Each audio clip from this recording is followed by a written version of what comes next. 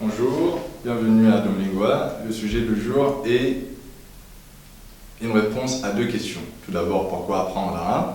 La deuxième question, c'est quel arabe apprendre? صباح الخير. اليوم سنتكلم عن سؤالين: لماذا نتعلم العربية وأي عربية نتكلم؟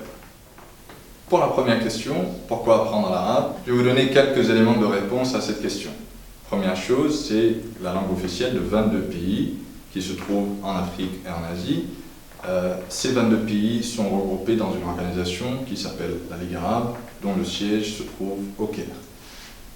Deuxième chose, c'est la troisième langue la plus parlée au monde en termes de locuteurs natifs. Ils sont de nombre de 420 millions. C'est donc la troisième langue la plus parlée après le chinois et l'espagnol.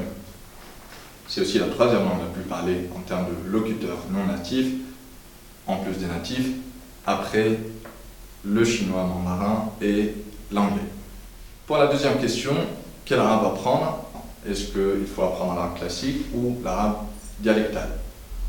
Eh bien, tout dépend bien sûr de vos objectifs. Mais en général, il est préférable de commencer par apprendre l'arabe standard, classique, littéraire, comme vous voulez, qui vous donne accès à l'ensemble du monde arabe. Ensuite, après un certain niveau, il est fort conseillé de aborder au moins un dialecte selon le pays ou la région qui vous intéresse le plus. Alors, pour les dialectes, ils sont donc changeants, ils sont différents d'un pays à l'autre. Je vais vous donner un exemple de comment on dit comment ça va dans deux dialectes différents. Dans la région, dans les pays comme la Syrie, le Liban, la Jordanie, on dit kifak pour dire comment ça va.